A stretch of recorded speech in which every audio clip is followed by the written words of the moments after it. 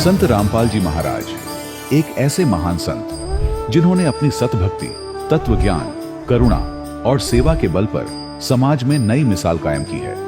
संत रामपाल जी महाराज की अगुवाई में उनके सभी सतलोक आश्रमों से समाज कल्याण के अद्भुत कार्यों ने समाज को सुनहरे भविष्य की एक नई उम्मीद दिखाई है। संत रामपाल जी महाराज से नाम दीक्षा लेने के बाद लाखों लोगों की लाइलाज बीमारियां जैसे कैंसर, एड्स आदि ठीक हुई। संत जी के ज्ञान से प्रेरित होकर उनके अनुयायियों ने लाखों यूनिट रक्तदान किया। संत जी ने लाखों बहन बेटियों का दहेज मुक्त विवाह करवाया।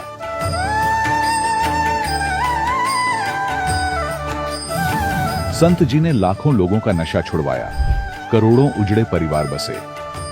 संत जी के आश्रमों में समागम के दौरान निःशुल्क नेत्र चिकित्सा, दंत चिकित्सा प्रदान की जाती है। संत रामपाल जी महाराज द्वारा समय समय पर पर्यावरण संरक्षण के उद्देश्य से बड़े स्तर पर वृक्षारोपण किया जाता है। संत जी ने जरूरतमंदों को तत्काल राहत पहुंचाने के लिए एम्बुलेंस सेवा शुरू की। संत जी अपने अनुयायियों को देहदान के लिए प्रेरित करते हैं, जिससे मानवता की सेवा और चिकित्सा क्षेत्र में सुधार हो सके। संत रामपाल जी महाराज के सभी आश्रमों में हर रोज निःशुल्क भंडारा आयोजित किया जाता है, जहां हर वर्ग, हर जाति और हर धर्म के लोग एक साथ बैठकर भोजन करते हैं।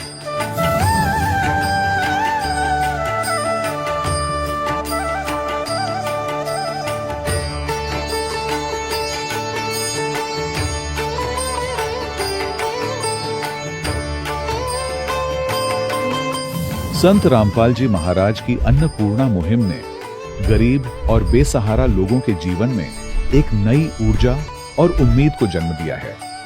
घर घर खाद्य सामग्री और जरूरी मदद पहुंचाकर संत रामपाल जी महाराज ने लोगों को दुख और मजबूरी से लड़ने की ताकत प्रदान की है।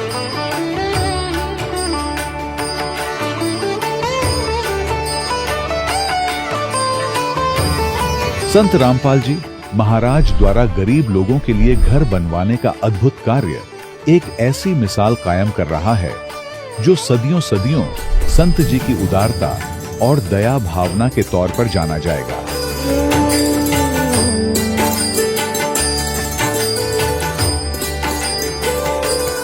संत रामपाल जी महाराज के आश्रम में हजारों बुजुर्गों को सम्मान और प्यार के साथ जीवन जीने का अवसर मिलता है। उनके खाने, रहने और स्वास्थ्य की पूरी जिम्मेदारी संत रामपाल जी महाराज उठाते हैं। अनाथ बच्चों के लिए संत रामपाल जी महाराज के सभी आश्रम किसी वरदान से कम नहीं। यहाँ उन्हें शिक्षा, संस्कार और भविष्य के लिए बेहतर अवसर प्रदान किए जाते हैं। चाहे बाढ़ हो, भूकंप या महामारी, संत रामपाल जी महाराज और उनके अनुयायी हमेशा ही जरूरतमंदों के लिए सबसे आगे खड़े रहते हैं। कोविड महामारी के दौरान संत रामपाल जी महाराज के आश्रमों से करोड़ों लोगों के लिए भोजन, दवाइयां और जीवन रक्षक सामग्रियां उपलब्ध कराई गई। चाहे गरीब की मदद हो या किसी शोषित और पीड़ित वर्ग के हक और सम्मान की लड़ाई, संत रामपाल जी महाराज ने हमेशा ही उनकी दबी आवाज को सरकारों तक पहुंचाया है और उन्हें उचित न्याय दिलवाने में अहम भूमिका अदा की है। समाज में आध्यात्मिक और सामाजिक मूल्यों के प्रति जागरूकता लाने में संत रामपाल जी महाराज हर कदम पर मानवता के सच्चे सेवक साबित हुए हैं। संत रामपाल जी महाराज का जीवन हमें सिखाता है कि सच्ची सेवा वही है जो निस्वार्थ भाव से की जाए। आइए हम भी इस महान सेवा के कार्य में इस महान संत से जुड़ें और संत रामपाल जी महाराज से नाम दीक्षा लेकर अपने जीवन को धन्य बनाएं।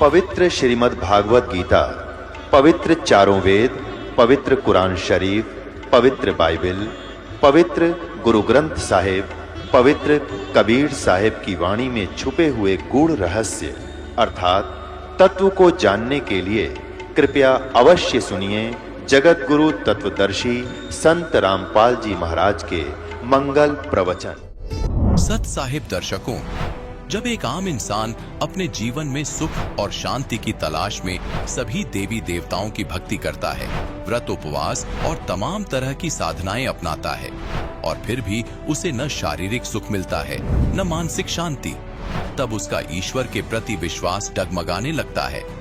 दर्शकों, कुछ ऐसी ही कहानी थी मध्य प्रदेश के रहने वाले अखिलेश गुर्जर जी की। अखिलेश गुर्जर जी ने अपने जीवन में मंदिरों में दर्शन, व्रत उपवास, कीर्तन, हवन, हर भक्ति मार्ग को अपनाया, लेकिन फिर भी इनके जीवन में न तो इन्हें शारीरिक सुख मिला और न ही मानसिक शांति। लेकिन दर्शकों, आज अखिलेश गुर्जर जी बताते हैं कि मेरा जीवन उस दिन बदल गया जब मुझे संत रामपाल जी महाराज द्वारा लिखित पवित्र पुस्तक ज्ञान गंगा प्राप्त हुई। यही क्षण इनके जीवन का वास्तविक टर्निंग पॉइंट बन गया। अब प्रश्न यह उठता है, आखिर संत रामपाल जी महाराज ने ज्ञान गंगा पुस्तक में ऐसा क्या लिखा है कि जो भी इस पुस्तक को पढ़ता है वो उन्हीं का हो जाता है? आखिर इसके पीछे की सच्चाई क्या है? आइए सुनते हैं अखिलेश गुर्जर जी की कहानी, उन्हीं की जुबानी। सर नमस्कार। नमस्कार सर। सर क्या नाम है आपका? मेरा नाम अखिलेश गुर्जर। कहाँ से आए हैं जी आप? मैं शहर सनावत, जिला खरगोन, एमपी मध्य प्रदेश का हूँ। अखिलेश जी क्या करते हैं आप? मैं पेशे से डॉक्टर हूँ सर। हम आपसे पूछना चाहेंगे कि संत रामपाल जी महाराज से आप कब जुड़े? मैं जगत गुरु तत्वदर्शी संत रामपाल जी महाराज जी से अक्टूबर 2012 में जुड़ा सर। अच्छा ये बताइए कि आप संत रामपाल जी महाराज से नाम दीक्षा लेने से पहले क्या भक्ति साधनाएं करते थे? वही अन्य देवी देवताओं की भक्ति करता था। चूँकि नर्मदा तट का था इसलिए नर्मदा की पूजा, नर्मदा जी को भी थोड़ा मानता था। पवित्र नदी और माँ के स्वरूप उसको माना जाता है। ओमकारेश्वर क्षेत्र का था, इसलिए अन्य देवी देवताओं की भक्ति के साथ साथ नर्मदा की भी भक्ति करता था। और एक नर्मदा तट में जो साधु संत रहते थे, मैं उन्हीं को मानता था कि यही साधु संत हैं। वो एक साधु थे, उनको मैंने अपना गुरु बना रखा था, जो कि फक्कड़ थे, जटाएं रखते थे और कुछ योगा वगैरह भी सिखाते थे। तो उन्हीं की मैं उनके बताए अनुसार ही भक्ति करता था। अखिलेश जी, चूंकि आप एक डॉक्टर हैं और एक डॉक्टर के पास जब लोग आते हैं तो चाहते हैं कि इनके रोग दूर हों, शारीरिक पीड़ाएं दूर हों, तभी वो डॉक्टर का सहारा लेते हैं। आप खुद एक डॉक्टर हैं, हम आपसे ये जानना चाहेंगे कि आपने संत रामपाल जी महाराज से नाम दीक्षा क्यों ली? सर, कुछ मेरे साथ ऐसी घटना घटी कि परमात्मा ने मुझे शरण में बुलाना था, संत रामपाल जी महाराज ने। तो उसके पहले कुछ तैयारियां मेरे से करवाई। समय परिस्थितियां कुछ ऐसी बनी कि मुझे सारे कामकाज ठप हो गए। मैंने अपने मित्रों के साथ एक कारखाना डाल दिया था जो कि वेल्डिंग रॉड का होता है। उसमें मुझे बहुत ज़्यादा लॉस गया और वहीं से मेरी इच्छा हुई कि ये सब काम बेकार है और कहीं एकांत में जाना चाहिए। इन चीज़ों से भी हटके कुछ शांति चाहिए, क्योंकि पैसा तो एक अलग चीज़ थी, पर जो मानसिक शांति मेरी असंतुलित हो रही थी, मेन उद्देश्य वही था कि मैं कहीं शांति पाना चाह रहा था। और मैंने इसी दौरान साधु संतों की शरण ग्रहण करी। मैं एक नाथ संप्रदाय के साधु से भी संपर्क में रहा, तो मैं मानसिक संतुलन बहुत डिस्टर्ब हो रहा था। इसीलिए मुझे मेरे मित्र ने बताया और मैं जगत गुरु तत्वदर्शी संत रामपाल जी महाराज की शरण में आया। संत रामपाल जी महाराज से जो लोग जुड़े हुए हैं, जो उनके अनुयायी हैं, उनसे हमारी मुलाकात होती है, जिनका हमने इंटरव्यू लिया है, सभी ने बताया कि किसी को मानसिक रोग था वो ठीक हो गया, किसी को शारीरिक रोग था वो ठीक हो गया, किसी को आध्यात्मिक लाभ मिले हैं, किसी को आर्थिक लाभ मिले हैं। हम आपसे जानना चाहेंगे अखिलेश जी, चूंकि आप एक डॉक्टर हैं, तो संत रामपाल जी महाराज से नाम दीक्षा लेने के बाद आपको क्या फायदा मिला, आपको क्या लाभ मिला? सबसे पहले तो मुझे इस मानव मनुष्य जीवन का मेन उद्देश्य पता चला कि आखिर मनुष्य जीवन होता क्या है। क्योंकि इससे पहले तो पशुओं की तरह जीवन जी रहे थे। डॉक्टर चूंकि थे जरूर नाम से, पर जो जीवन था वही था जो एक साधारण जनता जीती है। नशा करना, दोस्तों के साथ घूमना। और परमात्मा जी की शरण में आने से सबसे पहला और सबसे बड़ा लाभ मुझे जो मिला कि जैसे ही मेरी मानसिक संतुलन थोड़ा गड़बड़ हुआ और मुझे लॉस हुआ धंधे में, उसी दौरान मेरी शादी हो गई थी। तो शादी के 5-6 साल बीत चुके थे और मेरे घर श्रीमती जी को जो भी गर्भधारण होता था उसमें दिक्कत आ जाती थी। मैंने अच्छे अच्छे डॉक्टरों से संपर्क करा। मेरे पास में इंदौर जैसा बड़ा सा शहर है, वहाँ के जो फेमस डॉक्टर थे मैंने उनसे भी मुलाकात करी। तो वो लोग यही बोलते थे ऐसी प्रॉब्लम आजकल आम बात हो गई है और कुछ नहीं, अगली बार फिर से आप थोड़ा ध्यान रखिए, प्रिकॉशंस रखिए, आराम करने दीजिए। ऐसे जो भी मेडिकल टर्म्स के हिसाब से जितने भी रूल्स होते हैं वो सब मुझे बता देते थे और मैं उनके अनुसार फिर अगली बार सारे नियमों को फॉलो करता था, पर कुछ भी लाभ नहीं हो पा रहा था सर। वाइफ के साथ 3 बार ऐसी घटना चूंकि हर 6 महीने साल भर के अंदर हो रही थी, तो मेरा विश्वास उठ गया था मेडिकल लाइन से कि डॉक्टरों से ही सब कुछ नहीं हो सकता है, क्योंकि कहीं ना कहीं डॉक्टर भी भगवान के आगे सिर झुकाता है।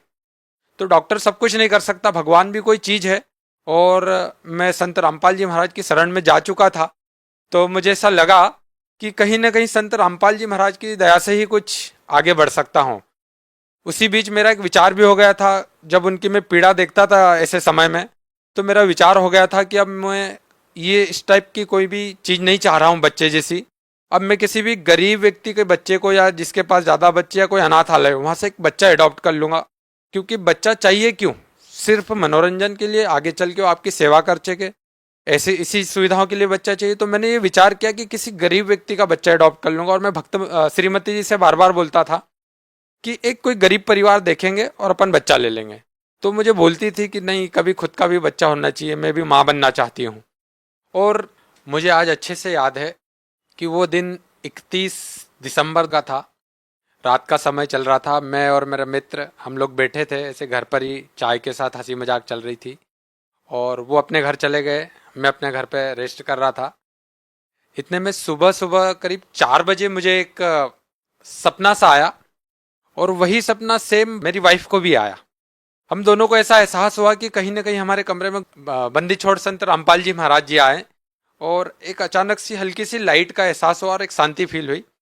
तो वैसे ही मेरी आंखें खुल गई करीब 10 मिनट बाद, और मेरी वाइफ की भी आंखें खुली। हमने एक दूसरे से देखा और पूछा कि आपको कुछ दिखा? मैंने बोला हाँ, मुझे भी कुछ दिखा।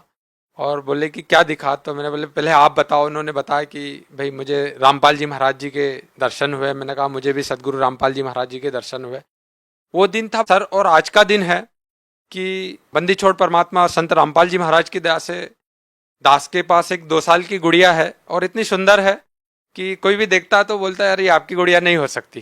बिल्कुल ही सुंदर सी, हेल्दी सी है, और उसको कभी अभी तक 2 साल हो गए मुझे डॉक्टर के पास अलग से नहीं ले जाना पड़ता, क्योंकि मैं भी एक डॉक्टर हूँ, पर चूंकि बच्चों के भी डॉक्टर रहते हैं तो मुझे कहीं ऐसा जरूरत नहीं पड़ता कि मैं जैसे कहीं ले जाऊँ। हल्की सी सर्दी जुकाम होती है और मैं बोलता हूँ थोड़ा सा रामपाल जी महाराज जी ने कुछ दया बख्श रखी, प्रसाद के रूप में, कुछ चरणामृत के रूप में वो देते हैं, और वो खेलने लग जाती है। जब मुझे इससे लाभ हुआ तो मैं खुद आश्चर्य रहा, और मैं जनता से भी यही प्रार्थना करूंगा कि आप खुद अंदाजा लगा सकते हैं कि मैं एक डॉक्टर होने के बाद निराश हो गया था और मेरी कोशिशें फेल हो रही थी। तो मुझे बंदी छोड़ संत रामपाल जी महाराज की दया से ये लाभ प्राप्त हुआ। इसके बाद मुझे एक बवासीर की समस्या खुद को थी, चूँकि हल्की सी थी तो मैं ध्यान नहीं दे रहा था। मैंने छोटी मोटी दवाइयाँ ले रखी थी, फिर भी कुछ आराम नहीं मिल रहा था। पता ही नहीं चला वो तकलीफ कब गायब हो गई। ऐसे बहुत सारे लाभ जो छोटे छोटे आए दिन हो जाते हैं, जिनका कभी एहसास भी नहीं हो पाता, और परमात्मा कब वो लाभ दे देते हैं पता ही नहीं चलता। सर, आप एक शिक्षित व्यक्ति भी हैं और साथ ही डॉक्टर भी हैं। जैसा कि आपने बताया कि आपको संतान की प्राप्ति नहीं हो रही थी, और संत रामपाल जी महाराज से नाम दीक्षा लेने के बाद आपको संतान की प्राप्ति हुई। सर, जैसा कि हम देखते हैं कि साइंस का जमाना है, लोग डिजिटल इंडिया की बात कर रहे हैं, क्या ऐसे समय में लोग विश्वास कर पाएंगे कि किसी संत से आशीर्वाद लेने से ऐसे ऐसे लाभ मिल सकते हैं? जो राहत डॉक्टरों से नहीं मिल रही थी वो एक संत के आशीर्वाद मात्र से कैसे मिल सकती है? क्योंकि आप एक डॉक्टर हैं, आप इस बारे में बेहतर बता पाएंगे। क्या कहना चाहेंगे आप? सर, आज जो मॉडर्न युग है, जो साइंस का जमाना चल रहा है, और जो डिजिटल इंडिया की हम बात कर रहे हैं, यहाँ पर मैं ये कहना चाहूँगा कि अध्यात्म एक ऐसी चीज़ है जहाँ साइंस खत्म होता है, स्टॉप होता है, जहाँ सारी सीमाएं खत्म हो जाती है साइंस की, वहाँ से अध्यात्म की शुरुआत होती है। क्योंकि जब मैंने संत रामपाल जी महाराज जी का ज्ञान सुना, पढ़ा और जाना, जब मुझे ये एहसास हुआ कि अध्यात्म क्या चीज़ है, और ये समझ में आया कि ये क्यों करना चाहिए, हमें मानव जीवन के क्या उद्देश्य है और कैसे करना चाहिए, मानव जीवन क्यों जीना चाहिए, क्या इसके उद्देश्य, मूल उद्देश्य है। सर, सबसे ज्यादा संत रामपाल जी महाराज को इस बात को लेकर के प्रसिद्धि मिली है कि जो भी संत रामपाल जी महाराज से नाम दीक्षा लेता है वो नशा छोड़ देता है। सर, आपका क्या अनुभव है इस बारे में?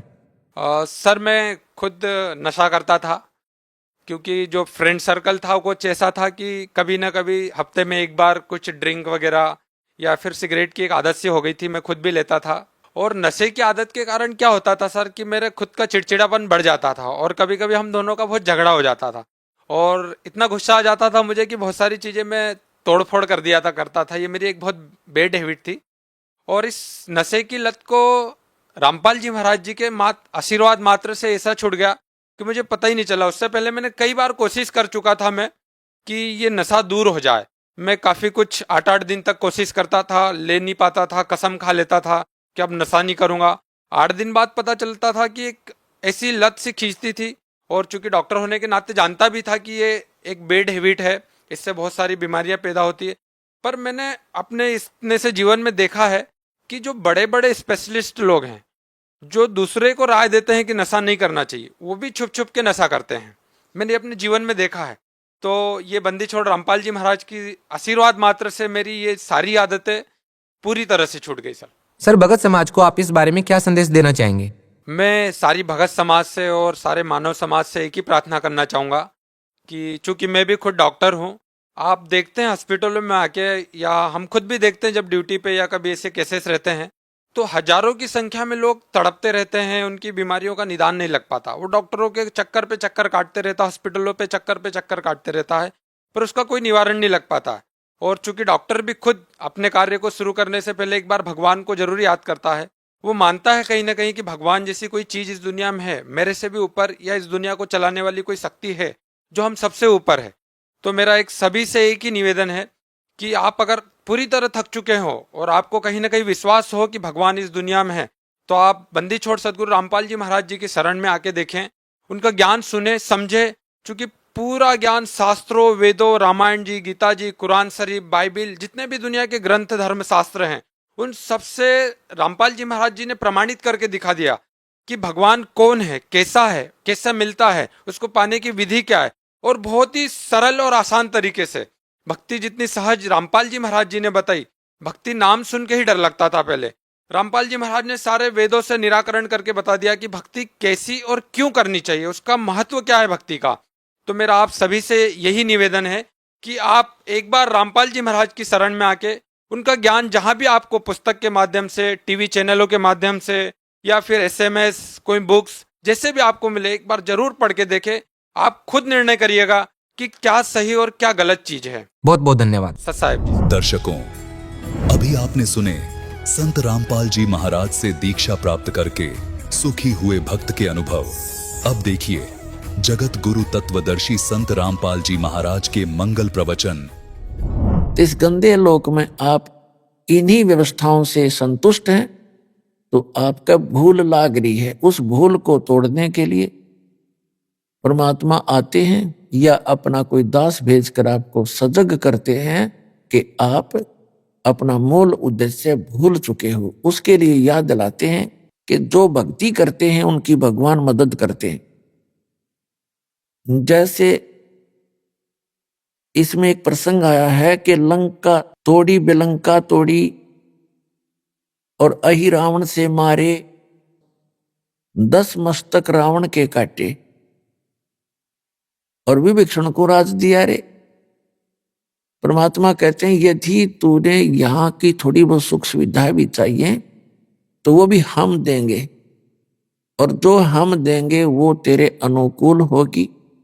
और आप अपने प्रयत्न से यहाँ की सुख सुविधाएं प्राप्त करना चाहोगे तो आप गलती पे गलती करोगे, कहीं रिश्वत लोगे, सैकड़ों झूठ बोल के कोई माल बेचोगे, मिलावट करोगे, वो आपके लिए कहर साबित होगा एक दिन। तो ऐसी गलतियां ना करना।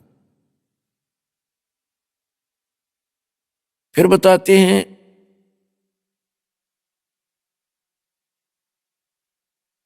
एक हा हा हु नाम के 2 साधक थे। हा हा हु बंदे होते तोलत हैं बल भारे, और गज और गरहा बने भवसागर 10 संस अधिकारी। श्वास घटा बलहीन भयो जद, खींच लिया मझधारे, अर्ध नाम रसना से टेरा सुमरत है रंकारे। एक हा हा, एक हु, दो साधक थे तपस्वी। अब इस काल ने ऐसा जुल्म कर रखा है, पहले तो कोई भक्ति करता ही नहीं, करना चाहता ही नहीं, और करना चाहता है तो उसको मिसगाइड करके रखता है। इन दो प्राणियों के प्रेरणा हुई हम भक्ति करें, उनको नकली गुरु से मिला देता है। उन गुरुओं ने उनको बता दिया हा हा और हु को कि आप जी तपस्याएं करो, तपस्या से भगवान मिलता है। अब दोनों ने तपस्या की, उनको अभिमान हो गया आपस में कि मेरा तप तेरे से ज्यादा है।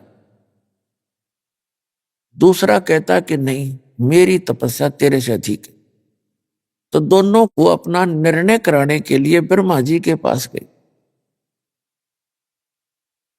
ब्रह्मा जी से पूछा कि हमारा निर्णय करके बताओ, आप तो अंतर्यामी हैं, कि हम में से कौन से का तप ज्यादा है। ब्रह्मा जी को पता था कि तप से सिद्धियां आ जाती हैं, और ये जितने भी ऋषि मुनि थे सिद्धियां प्राप्त करके ये सर्प बन गए विषैले। इनके जरा सी भी कोई प्रतिकूल बात कर देता था उसको श्राप दे देते, और जिसका खामियाना श्री राम श्री विष्णु जी ने भी भोगना पड़ा। जिस कारण से ब्रह्मा जी ने अपने सिर से बला टाल दी और कहा भी मैंने ना इतना कोई तुम्हारे जैसा जितना तप किया, और मुझे तो यह सृष्टि के कार्य में बहुत व्यस्त रहना पड़ता है, आप श्री विष्णु जी के पास जाओ। वो विष्णु जी के पास आ गए।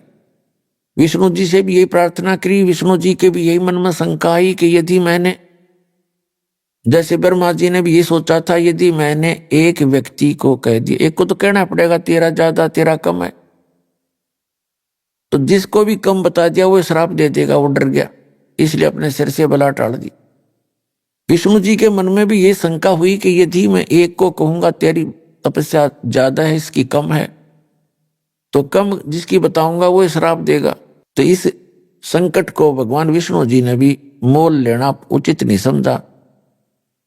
उन्होंने कहा भी देखो मैं तो व्यवस्था में लगा रहता हूं, पालन पोषण का कार्य, होम डिपार्टमेंट है मेरे पास, आप जाओ भगवान शंकर जी के पास, वो ज्यादा तप वप करते, वही आपका फैसला कर सकते। तो वो गए भगवान शिव जी के पास। अब भगवान शिव जी ने भी सोचा भी ये एक को तो कहना पड़ेगा तेरी कम है इसकी ज्यादा है, तो ये हैं सर्प डस देंगे। उन्होंने भी अपने सिर से बला टाल दी कि अभी एक मतंग नाम के ऋषि हैं पृथ्वी पे, वर्तमान में वही बता सकते हैं, वो बड़े साधक हैं, बड़े तपस्वी हैं, आप वहां जाइए। तो दोनों आगे मतंग ऋषि के आश्रम की तरफ जा रहे थे। मतंग ऋषि जो थे बड़े डिल डोल, बड़े तगड़े, भारा शरीर था उनका। तो उन्होंने, ये मन बड़ा बदमाश है, कबीर साहब कहते हैं मन के मते ना चालिए, मन है पक्का दूध, और ले डूबे दरिया में और फिर जा हाथ छूट, उल्टे काम करवा के फंसवा के फिर आप निकल जाता है। तो उन्होंने दोनों ने देखा उस महापुरुष को। मतंग ऋषि पूछा कहाँ है, कि वो सामने बैठे तगड़े थे डुल डुल। एक ने तो मन में सोचा कि बड़ा हाथी सा बैठा भाई, दूसरे ने सोच लिया अच्छा मगरमच्छ शायद महात्मा। तो उन्होंने मतंग ऋषि के पास आकर के कहा, मतंग ऋषि के पास एक सिद्धि थी जो मन की वृत्ति बता देती थी इसने क्या सोच रखा है। तो मतंग ऋषि से उन्होंने प्रश्न किया कि महाराज हम में से कौन से की तपस्या ज्यादा है, कौन शक्तिशाली है, आप निर्णय करो। मैं कहता हूं मेरी तपस्या ज्यादा, ये कहता है मेरी ज्यादा। मतंग ऋषि ने कहा कि जो तुम्हारे मन में तुमने सोच के आए हो उसी से फैसला होगा। तो आपने क्या सोचा भगवान? आपने ये सोचा था कि मतंग ऋषि बड़ा हाथी सा पड़ा है, तो और आपने सोचा था ये मगरमच्छ जैसा है। आप मगरमच्छ बनो, आप हाथी बनो, अपना फैसला आप करो। तो दोनों का शरीर छूट गया, मृत्यु होगी। एक ने हाथी के यहां जन्म हुआ, दूसरे का मगरमच्छ से जन्म। फिर कहते हैं हाथी जब जवान हुआ और जल पीने के लिए दरिया पर पहुंचा, सरोवर पर। मगरमच्छ ने उसका पैर पकड़ लिया पूरब के संस्कार से। अपने आत्माओं, पहले मगरमच्छ ने हाथी को अंदर खींचना चाहा, हाथी मगरमच्छ को बाहर खींच लाया, फिर कभी वो अंदर खींच ले जाए, कभी वो बाहर खींच ले। सारा दिन ऐसे उनकी रिहर्सल चले और शाम को मगरमच्छ उसका पैर छोड़ दे कि कल आना, कल आऊंगा। अगले दिन फिर वो ऐसे ही चलते रहे। कहते हैं 10,000 वर्ष से भी अधिक समय तक वो आपस में ऐसे ही लड़ते रहे, ये रिहर्सल करते रहे। क्या हुआ कि जो हाथी के साथी थे वो उसके लिए दूर दूर से घास तोड़ के लाएं, कीड़े तोड़ तोड़ के लाएं, उसको खिलाएं रात को, और सुबह फिर पहलवान की तरह हाथ मिलवा दें उनका। तो ऐसे आसपास का जो चारा था वो खत्म हो गया, और मगरमच्छ के वहां उपलब्ध मछलियां काफी रहती थी, वो अपना वहां से छका रहता था। तो बलहीन हो गया हाथी और मगरमच्छ ने वो खींच लिया और इतना गहरे पानी में ले गया कि सूंड का थोड़ा सा हिस्सा शेष था जहां से हाथी श्वास लेता है। उसकी नाक बहुत लंबी होती है, 5-7-10 फुट की, तो सारा खींच लिया। सूंड ऊपर रखा हुआ था।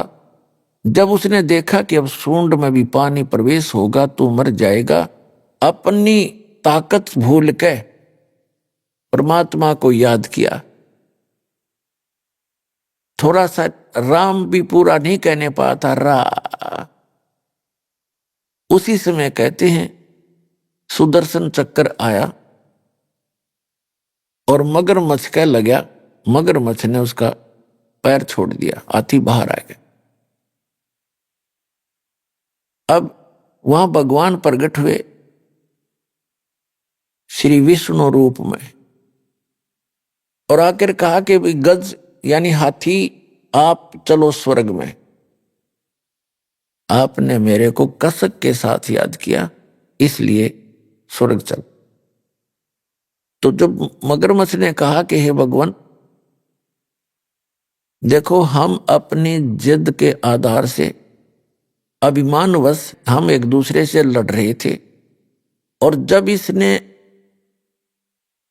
आपको याद किया मैं उतनी ही कसक से सुन भी रहा था, लेकिन मानवश मैं इसको छोड़ नहीं रहा था। तब भगवान ने कहा ठीक है भाई, तुम दोनों ही चलिए, आप दोनों को ही स्वर्ग भेज देते हैं। अपने आत्माओं कहने का भाव ये है, इस कथा का निष्कर्ष ये निकलता है कि पहले तो यहां डले ढोते हैं ये साधक, फिर इनके अंदर अभिमान घर कर जाता है। परमात्मा कहते हैं सत्संग की आधी घड़ी और तप के वर्ष 1000 तो भी बराबर है नहीं, कहें कबीर विचार। अब इससे क्या निष्कर्ष निकलता है कि पहले तो ये डले ढोते हैं, फिर इनमें अभिमान हो जाता है। इन सिद्धियों के कारण एक दूसरे से प्रभु पाक जाते हैं, किसी की हानि ज्यादा कर देते हैं तो लोग उससे डरने लग जाते हैं, उसको पूजने लग जाते हैं इन ऋषियों को, और किसी को वो थोड़ा मोटा लाभ दे देते हैं अपनी पुण्य से, और उनकी अपनी बैटरी डिस्चार्ज होती जाती है और उनको थोड़ा बहुत राहत दूसरे को दे सकते हैं। दूसरा ये निष्कर्ष निकला कि तब से तो कोई बात बने नहीं, लास्ट में उन्होंने परमात्मा को कसक के साथ याद किया, तो उससे उनको जो लाभ मिला वो हजारों वर्षों के तप से भी नहीं मिला था। तो परमात्मा कहते हैं चाहे कितना ही तुम तप करो, कितनी अन्य क्रियाएं करो, यदि आपके पास भक्ति नहीं है, आपके पास नाम सही नहीं है, तो आप जी वो उस सतर का भी लाभ प्राप्त नहीं कर सकते जहां की आप इच्छा रखते हो। जैसे कोई श्री कृष्ण की पूजा करता है, कोई विष्णु जी की पूजा करता है विष्णु रूप में, कोई भगवान शंकर की करता है, तो कहते वहां के सतर का लाभ भी आपको उनके मंत्रों से ही होगा, जो मूल मंत्र हैं, मूल नाम है उनके। यहां पर तीसरी जो बात क्लियर ये होगी आपको कि जैसे उसने रा कहा था, भगवान को याद करना चाहा था, तो इसको ररंकार धुन कहते हैं। ररंकार धुन, ररंकार जैसे ये राधा स्वामी वाले नाम देते हैं, ओंकार, ज्योत स्वरूपी ररंकार। जो ररंकार है न, पता नहीं ररंकार होता क्या है। जैसे इंसान मरते हुए भगवान को याद करता है विशेष कसक के साथ, वो ररंकार धुन है, ररंकार लौ है उसकी, वो ररंकार लगन है। जैसे हाथी ने मरते हुए रा गया था, ऐसे जो कसक के साथ मालिक याद किया जाता है, यानी उसकी कीमत अलग से होती है। तो भक्ति करने वाले के लिए संदेश है कि जब आप कोई भी नाम का जाप करें, उसको विशेष कसक के साथ करें, फॉर्मेलिटी सी ना करें। तो उस कसक के साथ लिए हुए नाम का जो लाभ है वो अत्यधिक है, उसका कंप्लीट लाभ है। तो यहां कहने का भाव ये था कि पहले तो ये डले ढोते हैं, फिर आंडी पाक जा, अभिमान हो जाता है भक्ति करके, और फिर यहीं के यही रह जाते हैं। तो यहां जो चौथा कंसेप्ट ये क्लियर हुआ कि जैसे कोई परमात्मा की कथा सुना रहा है कसक के साथ, और सुनने वाला भी सुन रहा है उसी भाव से, तो दोनों को वो ज्ञान लाभ प्राप्त होगा। उस ज्ञान यज्ञ का जो लाभ है दोनों को ही प्राप्त होगा। जैसे दास सत्संग करता है और आप हृदय से सुन रहे हो, तो दोनों को ही लाभ हो रहा है, दोनों को उस सत्र का लाभ मिलेगा। फिर बताते हैं कि दुर्योधन और दुशासन को द्रौपदी चीर उतारे, अंधे को कोपीन देई थी, वो बद गे अंत अपारे। भीष्म पिता और द्रोणाचार्य कर्ण से बानों मारे, महाभारत में टटीरी के रखे, वहां घंटा टूट पड़ा रे कि मन तू पावेगा अपना किया रे, भोगेगा अपना किया रे। दुर्योधन और दुशासन ने द्रौपदी के चीर उतारने का, उसको नग्न करने का प्रयत्न किया, तो उस द्रौपदी का चीर क्यों बढ़ गया? पुण्यात्माओं, आज तक जो भी आपको राम नाम की कथा सुनाई गई है, भगवान की कथाएं सुनाई गई हैं, वो इनकम्प्लीट थी, उनका कोई सिर पैर नहीं था। जैसे हमारे मन में एक शंका बनी रहती थी कि जैसे द्रौपदी जी का चीर उतारना चाहा और वो उतरा नहीं, ये कारण क्या था?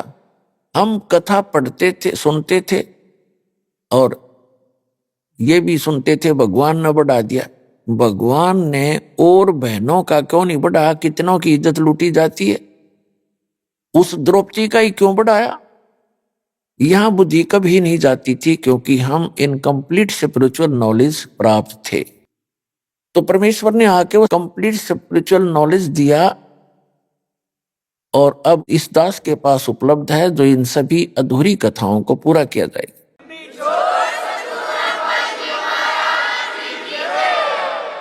पुण्यात्माओं, आप एक बात को याद रखना कि विश्व के जितने भी प्राणी हैं, ये सभी उस अल्लाह अकबर के, उस कबीर भगवान के, अल्लाह अकबर माने बड़े भगवान के, वो ग्रेट गॉड के, कंप्लीट गॉड के बच्चे हैं।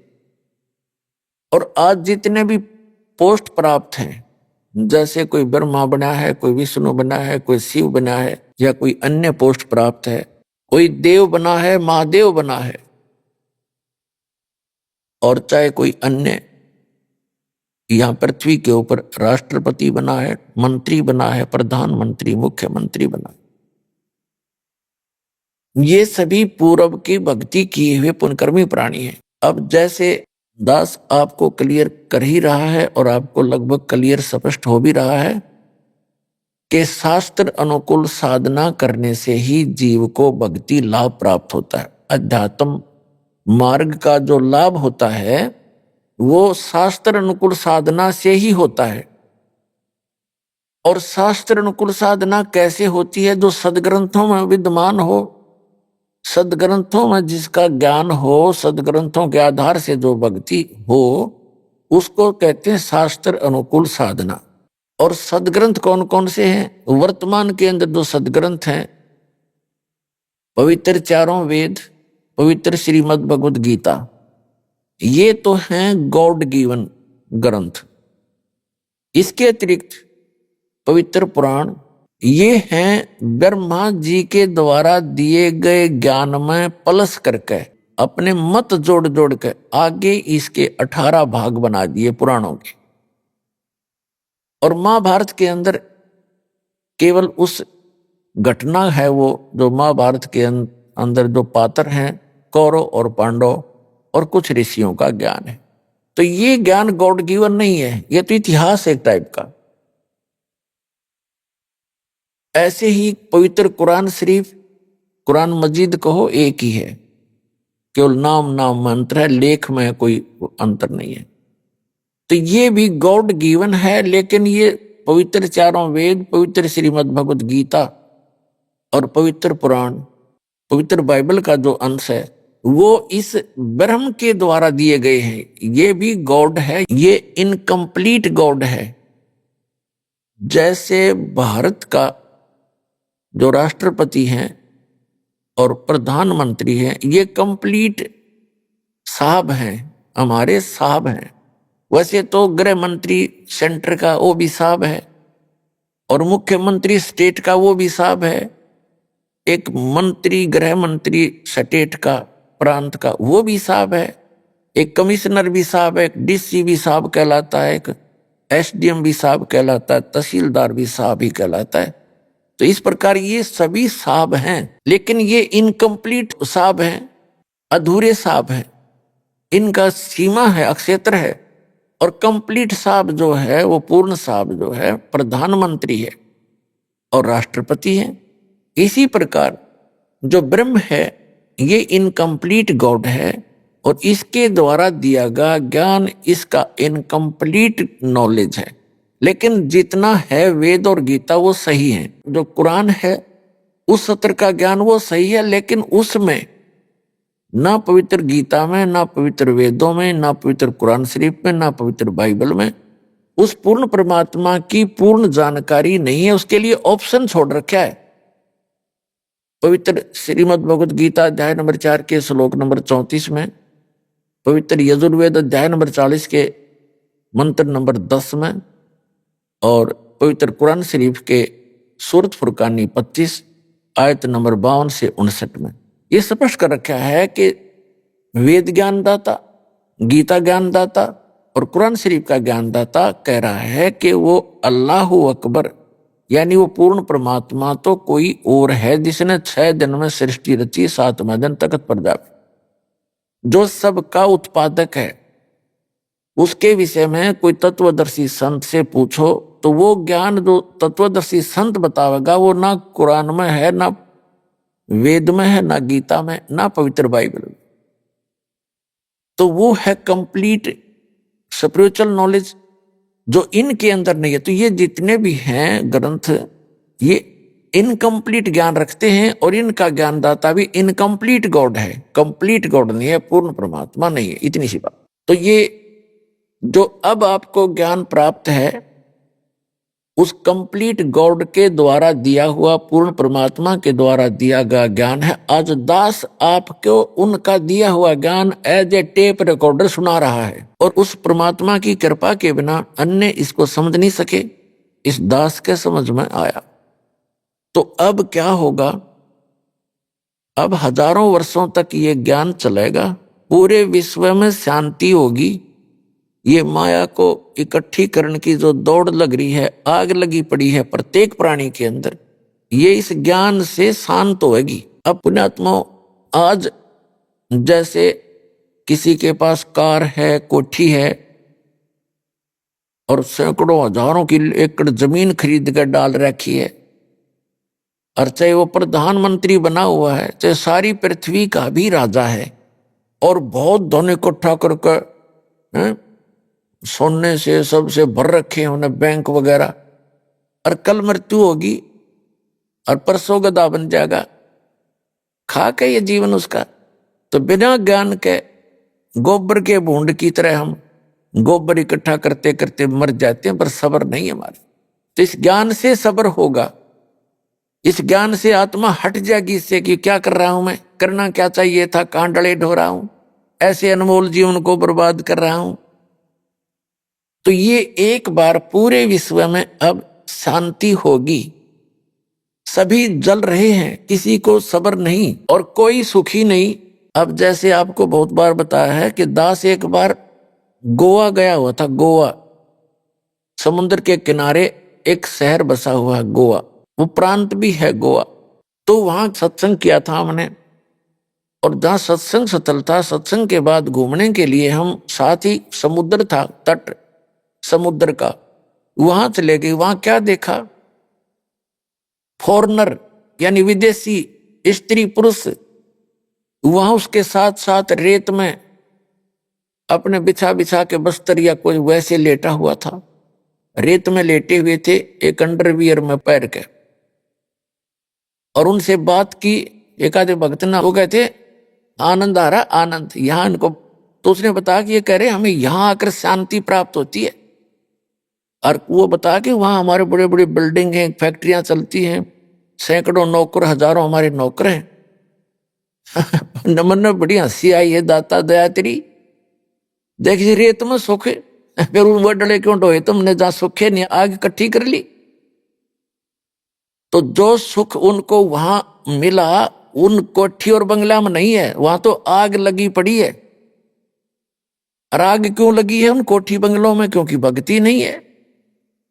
तो पुण्यात्माओं फिर ये बात समझ में आ गई उनके। अभी तो वो वहां छोड़कर यहाँ समुद्र का किनारा आवे सुख प्राप्ति के लिए, और खाक सुख और रेत में के सुख है। 2 दिन पीछे फिर उस आग में जलना हो न जा करके।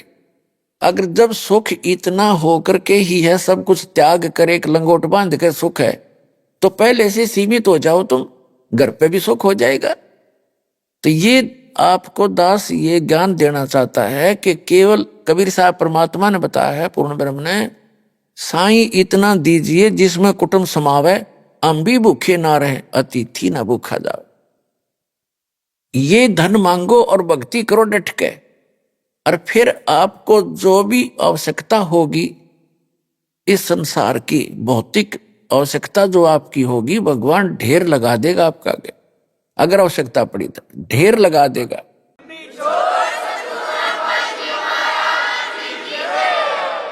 अब जो दास कंसेप्ट क्लियर करना चाहता है, तो क्या होगा कि अब हजारों वर्षों तक ये सत भक्ति, ये यथार्थ भक्ति मंत्र आप जाप करा करोगे, आप चले जाओगे फिर सतलोक में।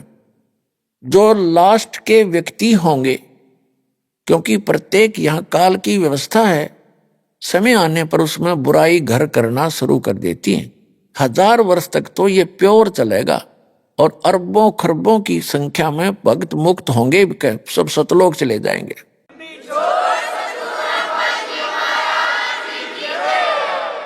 और फिर जो बाद के बचेंगे वो भगत तो होंगे, लेकिन उनमें बुराइयां घर कर जाएंगी, फिर वो पार नहीं हो सकेंगे। और उनके इस भक्ति से, क्योंकि ये यथार्थ भक्ति है, ये मूल मंत्र हैं, और ये भक्ति धन बहुत ज्यादा संग्रहित हो जाता है थोड़े ही सुमन से, तो वो भक्ति धन उनके साथ होगा। फिर ये काल उनकी कैसे दुर्गति करेगा। जैसे आपको प्रथम मंत्र दिया जाता है, उसमें श्री ब्रह्मा जी, विष्णु जी, शिव जी और दुर्गा जी, गणेश जी, इनकी मजदूरी दी जाती है। यह कोई पूजा नहीं है। पुण्यात्माओं, हम इस स्पिरिचुअल नॉलेज को बिल्कुल नहीं समझ पाए, हमारे को अध्यात्म ज्ञान कति नहीं था, हमने पूजा का पता नहीं। हम जैसे किसी से बैंक से लोन ले रखा है और उसका लोन हमने उतारना है, तो हम उसकी पूजा थोड़ी कर रहे हैं। सहर्ष देवांगे तो हम इंसान, नहीं तो फिर इंसान भी नहीं, हम कर तो नहीं निभा रहे अपना। ऐसे ही जैसे हमारा कोई बिजली का टैक्स है और हम बिजली खर्च कर रहे हैं, तो उसका बिल भरना ही है। हम जाएंगे वहां नमस्ते करते हैं, वहाँ के कैशियर से जो लेता है या अधिकारियों से मिलते हैं, उनको प्रणाम करते हैं, सभ्यता से पेश आते हैं। तो हम उनकी पूजा करने नहीं चाहते हैं, हम अपना ऋण देने जाते हैं, बल्कि टैक्स भी भरते हैं और प्रणाम भी करते हैं, क्योंकि सभ्यता यही कहती है।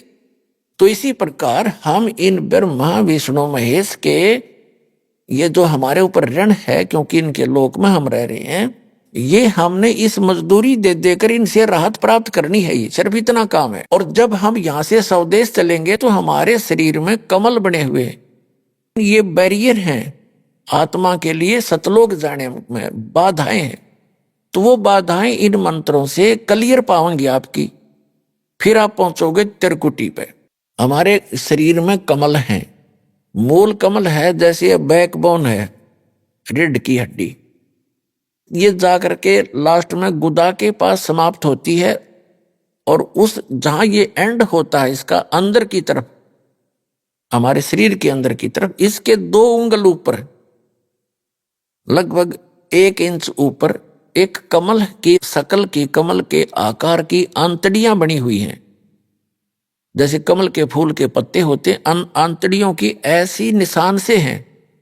अब तो भक्ति है नहीं आपकी, तो वो ऐसे चिपके हुए हैं जैसे खाली ब्लेडर होता है।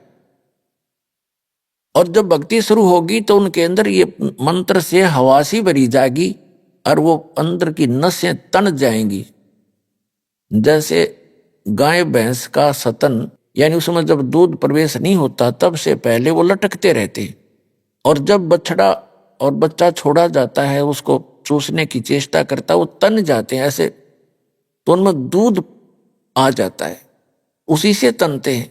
तो ऐसे ही वो कमल के आकार की जो छोटी छोटी सी आंतड़ियां हैं, इस भक्ति के मंत्र से वो तन जाती है। अभी आपने सुने संत रामपाल जी महाराज के मंगल प्रवचन। आइए अब सुनते हैं संत रामपाल जी महाराज से नाम दीक्षा लेकर सतभक्ति करके अद्भुत लाभ प्राप्त करने वाले अनुयायी के विचार। मनुष्य अनेकों भक्ति साधना करता है और परमात्मा से लाभ प्राप्त करने के लिए हर मार्ग अपनाता है, लेकिन फिर भी न उसे कोई लाभ मिलता है और न ही कोई राहत। दर्शकों, ऐसी ही कहानी थी छत्तीसगढ़ के रहने वाले भीखम लाल साहू जी की। भीखम लाल जी पहले सभी पारंपरिक भक्ति साधना किया करते थे। ये व्रत भी रखते थे और नवरात्रों में माता की पूजा भी किया करते थे, लेकिन फिर भी न तो इन्हें शारीरिक सुख मिला और न ही मानसिक शांति मिली। लेकिन आज भीखम लाल जी का कहना है कि जब से मैंने संत रामपाल जी महाराज की शरण ग्रहण की है, तब से मुझे ऐसे अद्वितीय लाभ मिले हैं जिनका वर्णन करने के लिए आज मेरे पास शब्द नहीं है। दर्शकों, आखिर संत रामपाल जी महाराज ने भीखम लाल जी के साथ ऐसे क्या चमत्कार कर दिए कि भीखम लाल जी संत रामपाल जी महाराज को परमात्मा मानने लगे। आइए जानते हैं इसके पीछे की सच्चाई क्या है। सुनते हैं भीखम लाल जी की कहानी, उन्हीं की जुबानी। नमस्कार सर। नमस्कार सर। सर क्या नाम है आपका? सर मेरा नाम भीखम लाल साहू। भीखम लाल जी, आप कहाँ से हैं? सर मैं छत्तीसगढ़ राजनांदगांव जिला ग्राम नागलदा से हूँ। भीखम लाल जी, संत रामपाल जी महाराज जी से नाम उपदेश आपने कब लिया? संत रामपाल जी महाराज से मैं सन 2013 को लिया जी। भीखम लाल जी, संत रामपाल जी महाराज जी से जुड़ने से पहले आप क्या भक्ति साधना करते थे? संत रामपाल जी महाराज से नाम उपदेश लेने के पहले मैं मेरे परिवार नांदियापन से भक्ति करते थे, चौका आरती का कार्यक्रम करते थे। कोई भी सुख का कार्य या दुख का कार्य हो, उनको बुलाकर हम चौका आरती का कार्य करते थे। और गांव में जो देवी देवता, गणेश पूजा और नवरात्रि व्रत ऐसे करते थे। और निखिल एक पंथ चलाए हैं, एक समागम करते हैं, निखिल मंत्र विज्ञान करके उसका पत्रिका आता है, उससे भी उपदेश लिया था। ओम शांति से भी जुड़ा हुआ था। इस तरह से मैं संत रामपाल जी महाराज से नाम दीक्षा लेने के पूर्व मैं साधना भक्ति किया करता था। मैं नांदियापन से कबीरपंथ थे और उन्हीं का चौका आरती का कार्यक्रम कराते थे, और इन्हीं लोगों को कबीरपंथी कहा जाता था पहले। इस टाइप का कबीरपंथी मैं था। सर, जैसे कि आपने बताया कि आप नादिया पंथ से, जो कबीर साहिब जी को ही मानते थे, वहाँ पे भक्ति साधना करते थे, और भी आप अनेकों पंथों में गए। फिर आपने संत रामपाल जी महाराज जी से नाम उपदेश लिया। तो पहले जो आप भक्ति साधना करते थे वह भी कबीरपंथी थे और संत रामपाल जी महाराज जी भी कबीरपंथी हैं, तो आप उस भक्ति को छोड़कर हजारों किलोमीटर दूर संत रामपाल जी महाराज जी की शरण में क्यों गए? संत रामपाल जी महाराज से नाम उपदेश लेने का एक बड़ा ही कारण है। मैं भक्ति साधना करता था, सब जगह तीर्थ व्रत भी करता था, लेकिन शांति कहीं पे नहीं मिलता था, किसी भी प्रकार का सुख नहीं मिलता था, दुख ही दुख रहता था। कभी किसी प्रकार का परिवार में दुख, जैसे भक्तमती का पथरी, ये इन सब साधनाओं को करते करते पथरी का बीमारी हो गया और वो बहुत परेशानी से मेरे को सामना करना पड़ा, जिस कारण से मैं संत रामपाल जी महाराज से उपदेश लिया और मैं बहुत मानसिक तनाव से गुजर रहा था जिस टाइम पे मैं संत रामपाल जी महाराज से नाम उपदेश लिया। सर, जैसा कि आपने बताया कि आपने संत रामपाल जी महाराज जी से हजारों किलोमीटर दूर नाम उपदेश लिया, आप बहुत ज़्यादा परेशान थे, तो क्या संत रामपाल जी महाराज जी से नाम उपदेश लेने के बाद आपको लाभ भी हुए? क्या अनुभव रहे आपके? संत रामपाल जी महाराज से नाम उपदेश लेने के बाद मेरा बहुत बड़ा ही अनुभव रहा। जैसे मैं पहले बताया कि मेरे श्रीमती को पथरी का जो प्रॉब्लम था वो तो पहले मैं ऑपरेट तो करवा दिया था, उससे थोड़ा छुटकारा तो मिल गया था, लेकिन डॉक्टर ने ऐसा परहेज बता दिया था कि वो उसको टमाटर नहीं खाना है, हरी सब्जी नहीं खाना है, सेमी नहीं खाना है और इस तरह से प्रोटीन वाली चीज़ नहीं खानी है, कैल्शियम वाली चीज़ नहीं खानी है। तो इन सारी चीज़ों को नहीं खाना तो वो तो शारीरिक दुर्बलता के अंतर्गत आता है। तो ये मेरे लिए बहुत ही चिंता का विषय था। तो इस तरह से संत रामपाल जी महाराज से नाम उपदेश लेने के बाद मेरी भक्तमती ने ये सारी चीज़ें उसी दिन से ही स्टार्ट कर दिया। संत रामपाल जी महाराज के ज्ञान और उसके इंटरव्यू पहले से देख लिए थे अन्य भक्तों का, तो जिससे विश्वास बन गया था कि यहाँ से हम अगर नाम दीक्षा लेते हैं तो हमें संत रामपाल जी महाराज पूर्ण लाभ देंगे, ऐसा विश्वास बन गया था। उसी विश्वास के आधार पर उन्होंने उसी दिन से जिस दिन से नाम दीक्षा लिया, उन्होंने ये दूध पी और टमाटर वाली सब्जियां खाई। पथरी की दिक्कत थी, पथरी को तो ऑपरेट करके निकलवा दिया था, लेकिन परहेज ऐसा बताया था कि जिससे मतलब लाइफ टाइम उसको कैल्शियम वाली चीज़, हरी सब्जी और ये टमाटर वाली चीज़ें नहीं खानी है, ऐसा करके। तो संत रामपाल जी महाराज से उपदेश लेने के बाद आज पूरा 10 वर्ष हो गया। पूरी कैल्शियम वाली चीज़ें, हरी सब्जी, टमाटर वाली सब्जी, सब चीज़ खाती है। किसी भी प्रकार का उनको कोई दिक्कत नहीं है, कोई भी परेशानी नहीं है और वो पथरी के नाम से हमको 1 रुपये का दवाई आज तक दोबारा लेना नहीं पड़ा। ये सबसे बड़ा लाभ मेरे को मिला। नाम दीक्षा लेने से पहले जो पथरी का ऑपरेशन कराया था, उसके बाद से उसके रीढ़ की हड्डी में ऐसा दर्द रहता था कि वो कुछ काम नहीं कर पाती थी, जिससे मुझे बहुत परेशानी होता था काम काज में। आर्थिक रूप से मैं वीक होते जा रहा था क्योंकि दवाइयों में पैसा लग जाता था।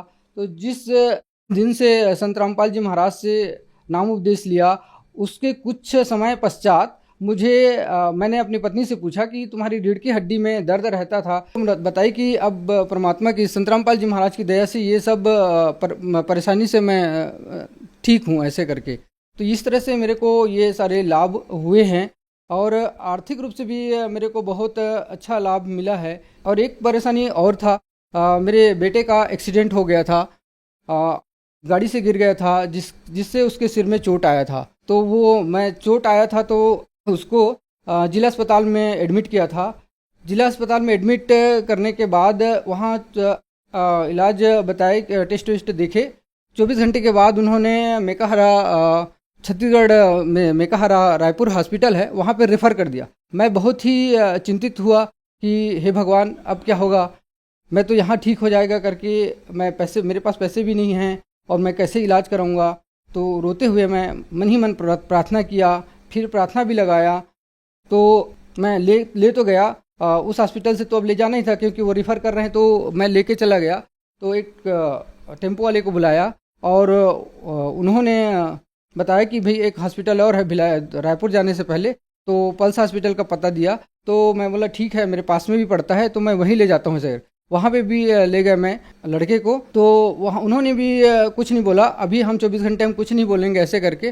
फिर संत रामपाल जी महाराज से अरदास लगाया था, तो उसका प्रार्थना का जवाब भी आया कि आप भक्ति करो, परमात्मा दया करेंगे, तो संत रामपाल जी महाराज की दया से ऐसी कृपा हुआ कि मेरे बेटे को 3 दिन में ही वहाँ से मतलब छुट्टी मिल गए और सकुशल मैं घर आ गया, पूर्ण रूप से ठीक हो गया। जो मेरा खर्चा ऐसा था कि 50,000 तक जा सकता था, जिसमें परमात्मा ने 8,000 रुपये का खर्चे में मेरा टाल दिया परमात्मा ने। तो इतनी दया बख्शी है मालिक ने मुझ पर, संत रामपाल जी महाराज ने। क्या क्या गुण गाऊँ, परमात्मा पल पल दया बख्शते रहते हैं। मेरे पास घर नहीं था, पार्टीशन हुआ, घर नहीं मिला मुझे, जो घर थे वो भाइयों को मिला, मैं छोटा सा एक रूम मिला। परमात्मा ने आज इतनी दया बख्शी है, मेरे 4 रूम का एक बड़ा हॉल और 4 रूम का घर दे दिया मुझे। इस तरह से लाभ मेरे को संत रामपाल जी महाराज से नाम दीक्षा लेने के बाद हो रहा है। मैं नशा का आदी तो नहीं था, लेकिन ये समाज में बुराई व्याप्त है, उस बुराई के चलते लोगों का मानना है कि जो नशा करते हैं वो बहुत ही उच्च दृष्टि से देखा जाता है। इस दृष्टिकोण से मैं कभी कभार अपने साथियों से, साथी क्या बोलूँ, वो तो मेरे सबसे बड़े नुकसानदायक थे वो लोग जिनके साथ मैं बैठकर नशा कर लिया करता था। लेकिन संत रामपाल जी महाराज का ज्ञान हुआ, वो तो ज्ञान ऐसा हुआ कि मेरे को एक पुस्तक मिला ज्ञान गंगा करके। उसी पुस्तक को पढ़ते ही मेरे को ऐसा लगा कि बहुत बड़ा झटका लगा कि मैं क्या ऐसा कर रहा हूँ, ये तो बहुत ही छूने की चीज़ नहीं। उसमें लिखा था कि जो एक बार जो शराब पीता है वो 70 जन्म तक कुत्ते को प्राप्त होते हैं। तो मेरे दिल में ऐसा ठेस लगा, मैं नाम उपदेश लेने से पहले ही वो मैं नशा त्याग चुका था पूर्ण रूप से। मैं एकदम से ऐसा लग गया कि नशा करने की चीज़ नहीं होती। और लाभ एक ऐसा हुआ भगत जी, मेरे को अभी एक 3-4 महीने करीब 3-4 महीने पहले एक ऐसा एक्सीडेंट हुआ मेरा बाइक से कि मैं बाइक अलग फेंका गया। वो ऐसा हुआ कि 3 लड़के ऐसे अपने रास्ते पे जा रहा था, वो लोग अचानक से बाइक को अपने ऐसा आड़ा कर दिए और मेरा जो बाइक का स्पीड था 40 का स्पीड था। 40 की स्पीड में कंट्रोल करना बहुत ही मुश्किल होता है, तो मैं कंट्रोल नहीं कर पाया। उसकी गाड़ी से ऐसे टक्कर हुआ और गाड़ी अलग फेंका गया, मैं अलग फेंका गया। वहाँ पे वो जो कोकलेन मशीन था वो भी था, लेकिन मालिक ने ऐसा बचाया मेरे को कि वो कोकलेन का ये इतना दूरी था, कोकलेन मतलब 1 बीता लगभग बचा रहा होगा, वहीं पे जाके मैं गिरा। तो थोड़ा सी मेरे को खरोच आया और मेरे संत रामपाल जी महाराज ने मुझे आज उनकी भक्ति से मेरे को जीवन मिला है। आज मैं उसी का गुणगान कर रहा हूँ। सर, जैसा कि आपने बताया कि आप संत रामपाल जी महाराज जी से इसलिए जुड़े कि आपको उनसे लाभ मिले। छत्तीसगढ़ को कबीरपंथियों का गढ़ माना जाता है और संत रामपाल जी महाराज जी भी कबीरपंथी हैं, तो फिर आपने संत रामपाल जी महाराज जी को ही क्यों चुना? ये बहुत अच्छी प्रश्न आपने किया है सर जी। संत रामपाल जी महाराज आज पूरे विश्व में देखा जाए तो महान संत है। वो इसलिए महान संत है क्योंकि लोगों को यही पता नहीं है कि परमात्मा कौन है, किसकी भक्ति करनी चाहिए और किसकी नहीं करनी चाहिए। तो संत रामपाल जी महाराज आज पूरे विश्व को शास्त्र के अनुसार ये प्रमाण करके बता दिया कि कबीर साहब जो 600 साल पहले काशी बनारस में आए हुए थे वो परमात्मा हैं और उनकी भक्ति करने से हम जीवों का उद्धार होगा। ये निष्कर्ष निकाल के, सदग्रंथ का निष्कर्ष निकाल के आज पूरे मानव समाज को बता रहे हैं, जिससे हम सबका कल्याण हो रहा है। सर, संत रामपाल जी महाराज जी से नाम उपदेश कैसे ले सकते हैं? संत रामपाल जी महाराज से नाम दीक्षा लेना बहुत ही आसान है। आज संत रामपाल जी महाराज की दया से डिस्ट्रिक्ट लेवल पे नामदान केंद्र खुले हुए हैं और विभिन्न चैनलों में संत रामपाल जी महाराज ने दया बख्शी है। सत्संग का कार्यक्रम चलते हैं, उसमें पीली पट्टी चलती है, उसमें नंबर आते हैं। उस नंबर को कॉल करके अपने नज़दीकी नामदान केंद्र का पता करके आप नाम दीक्षा प्राप्त कर सकते हो, बिल्कुल निःशुल्क, फ्री। धन्यवाद सर।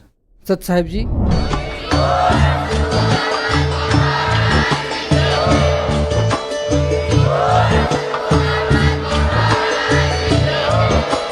आप सुन रहे थे जगत गुरु तत्वदर्शी संत रामपाल जी महाराज जी के मंगल प्रवचन। अधिक जानकारी के लिए विजिट कीजिए हमारी वेबसाइट www.jagatgururampalji.org। संत रामपाल जी महाराज जी के शुभ आशीर्वाद से पूरे विश्व भर में 500 से भी ज्यादा नाम दीक्षा केंद्र हैं, जिन पर संत रामपाल जी महाराज जी द्वारा ऑनलाइन निःशुल्क नाम दीक्षा दी जा रही है। अपने नजदीकी नाम दीक्षा केंद्र का पता करने के लिए संपर्क करें 8222 880541।